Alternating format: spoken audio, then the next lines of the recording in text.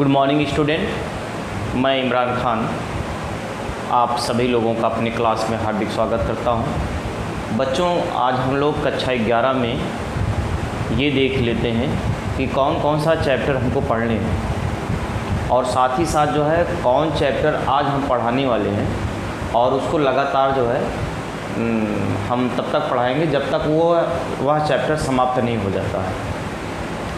तो बच्चों, इसमें जो है हम देख रहे हैं कक्षा 11 है, रसायन विज्ञान है, केवल प्रश्न पत्र जो है के नाम से पूछा जाता है और जो टोटल उसका जो पूर्णांक है मार्क्स जो रहेगा वो 70 नंबर का रहेगा। कितने नंबर का रहेगा? 70 नंबर का रहेगा।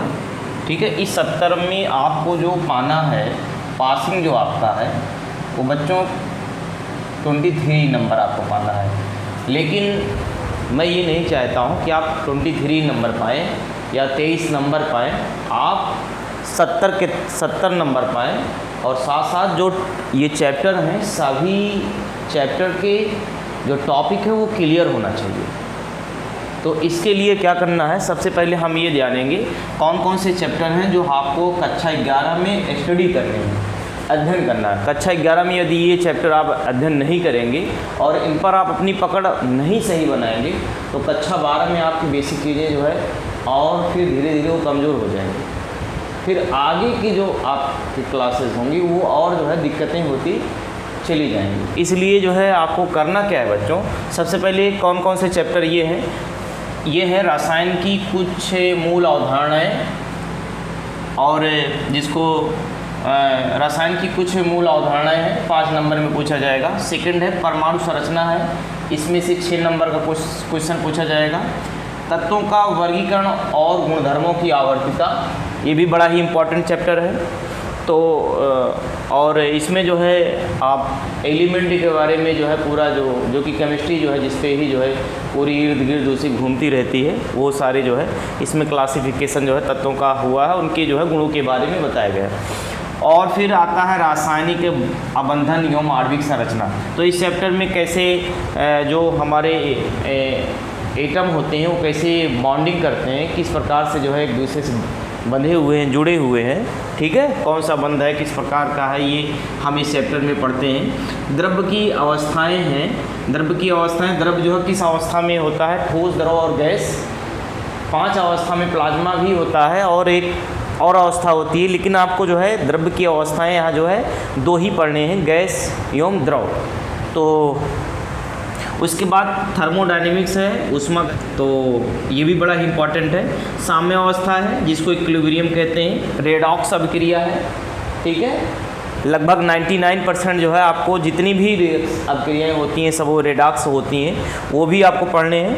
हाइड्रोजन के बारे में जानना है, एस ब्लॉक, पी ब्लॉक। ठीक है, उसके बाद आप आ जाते हैं कार्बनिक रसायन की कुछ मूलभूत सिद्धांत तथा तकनीकें, 7 नंबर के हैं। इसमें क्या क्या आपको पढ़ना है, बेसिक चीज़ें पढ़ना है, इंट्रोडक्शन करना है कि कार्बन की स्टार्टिंग कहाँ से हुई, इसकी ओरिजिन कैसे हुई, उसके बाद जो है कार्बन का इतिहास क्या रहा है, फिर कार्बन की परिभाषा जो है और साथ साथ इसके कंपाउंड के बारे में।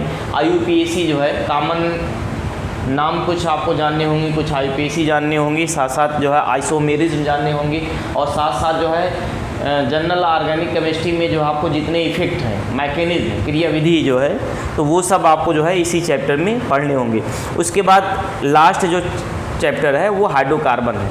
तो बच्चों, हम आपको जो पढ़ाने वाले हैं चैप्टर वो पढ़ाएंगे ये वाला चैप्टर, ये कार्बनिक रसायन की कुछ मूलभूत सिद्धांत तथा तकनीकें, ये चैप्टर होगा।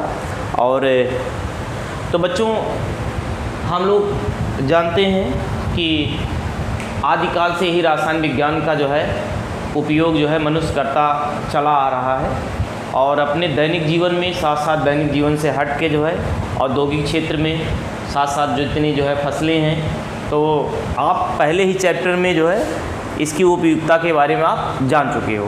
तो हम सीधे सीधे क्या करते हैं, टॉपिक पे आते हैं और फिर जो है ये जो है हेडिंग लगाते हैं कार्बनिक रसायन की कुछ मूलभूत सिद्धांत तथा तकनीकें। ठीक है, तो इतना पहले आप नोट कर लीजिए। ये सारी चीज़ें आप नोट कर लीजिए। उसके बाद हम कार्बनिक रसायन की कुछ मूलभूत सिद्धांत तथा तकनीकें ये जो है इसके बारे में स्टडी करेंगे।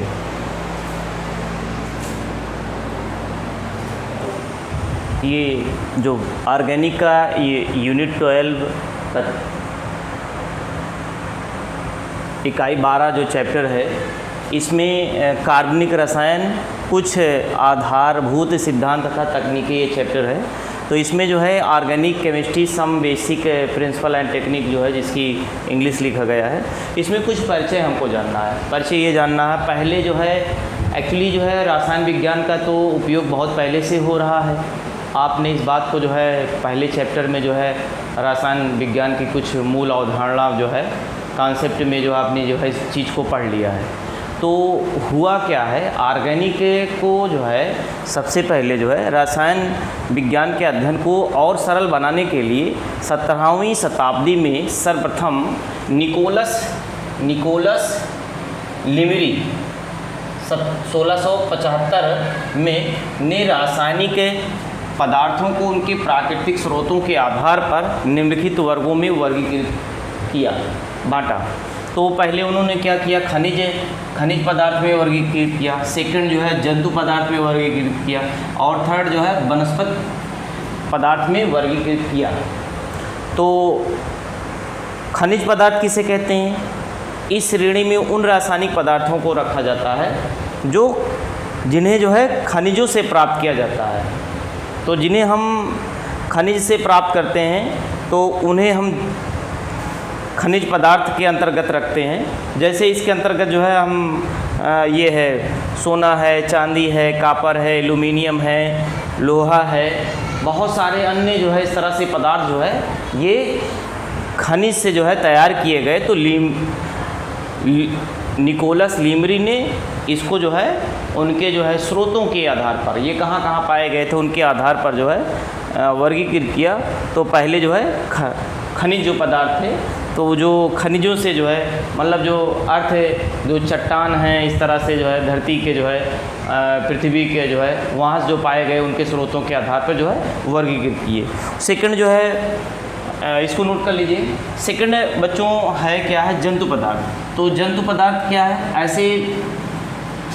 ऐसे पदार्थ जो जंतुओं से जो है प्राप्त हुए, ऐसे पदार्थ जो जंतुओं से प्राप्त हुए उन्हें जो है हम क्या कहते हैं, जंतु पदार्थ कहते हैं। तो इसमें जो है अगर हम देखेंगे जैसे हार्मोन्स है, तो ऐसे पदार्थ जो जंतुओं से प्राप्त किए, जंतु पदार्थ। हार्मोन्स है, तो हार्मोन्स बच्चों आप जानते हो हार्मोन्स जो है एक संदेशवाहक है और ये नलिका विहीन होता है और सूचनाओं को जो है पहुंचाता रहता है, ठीक है।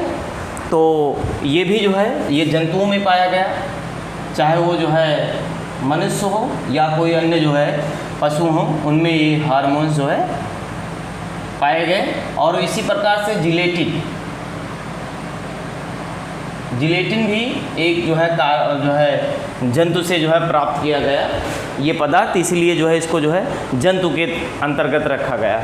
बहुत सारे थे लेकिन हम यहाँ यही दो लिख दे रहे हैं। और लास्ट में जो है उन्होंने क्या किया, वनस्पति पदार्थ। तीसरा किसमें वर्गीकृत किया, वनस्पति पदार्थ। इसमें उन्होंने क्या कहा, ऐसे पदार्थ जो वनस्पति से तैयार मिलते हैं या वनस्पति में जो है पाए गए हैं, उन्हें हम वनस्पति पदार्थ कहते हैं। शर्करा है, गन्ने का रस है, ठीक है, सिरका है। तो जो पदार्थ जो है पेड़ पौधे से प्राप्त हुए उन्हें हम वनस्पति पदार्थ कहें, और जो पदार्थ जो है जंतु से प्राप्त किए गए उन्हें हम जंतु पदार्थ कहें, और ऐसे पदार्थ जो खनिजों से प्राप्त किए गए उन्हें हम खनिज पदार्थ कहते हैं, ठीक है।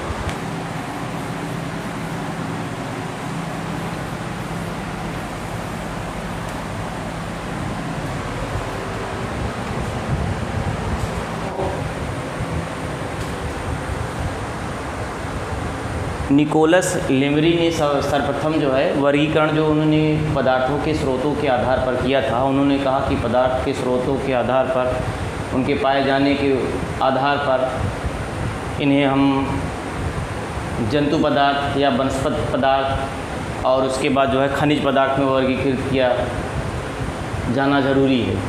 लेकिन रसायन के विकास के साथ साथ नई तथा बेहतर वैश्लेषिक विधियों की खोज हुई। बहुत अच्छे मेथड का जो है इस्तेमाल किया गया और इन विधियों की सहायता से ज्ञात हुआ कि अनेक पदार्थ वनस्पति तथा जंतुओं दोनों से प्राप्त किए जा सकते हैं। अतः स्पष्ट हो गया कि पेड़ पौधों व जंतुओं से प्राप्त पदार्थों का अध्ययन अलग अलग किए जाने का कोई औचित्य नहीं है। इस प्रकार निकोलस लेमरी द्वारा प्रस्तुत उपरोक्त वर्गीकरण निरर्थक सिद्ध हुआ। इस प्रकार रासायनिक पदार्थों के वर्गीकरण में संशोधन किया गया तथा उन्हें दो भागों में विभाजित किया जाता है। तो रासायनिक पदार्थों को अब दो भागों में विभाजित किया जाता है, एक कार्बनिक है, दूसरा अकार्बनिक है। तो बच्चों हम इस बात को बोर्ड पे ही लिख दिए हैं क्योंकि समय भी जो है इससे जो है हमारा जो है बचेगा और साथ साथ जो है आप इसको अच्छी तरह से जो है लिख भी लेंगे, ठीक है। तो कहने का मतलब ये है कि स्टार्टिंग हमने ये परिचय यहाँ पे इंट्रोडक्शन किया, ये किया गया है कि जो हमारे पदार्थ है कार्बनिक पदार्थ, वो पहले जो है निकोलस लेमरी ने जो है स्रोतों के आधार पर इनको वर्गीकृत किया गया था। खनिज पदार्थ, वनस्पति पदार्थ और जंतु पदार्थ। जो जंतु से पाए गए उन्हें जंतु पदार्थ, जो खनिज से पाए गए उन्हें खनिज पदार्थ, और जो वनस्पति से प्राप्त हुए उन्हें हम वनस्पति पदार्थ कहे। जैसे जैसे समय का विकास हुआ और साथ साथ नई तकनीक जो है तकनीकी और नए जो है शिक्षा में जो है इस तरह से जो है जो नए मेथड, नए जो है औद्योगिक का निर्माण हुआ और हर क्षेत्र में हमने प्रगति की। उस आधार पर जो है ये ज्ञात हो गया कि अनेक पदार्थ ऐसे हैं जो वनस्पति तथा जंतुओं दोनों से प्राप्त किए जा सकते हैं। मतलब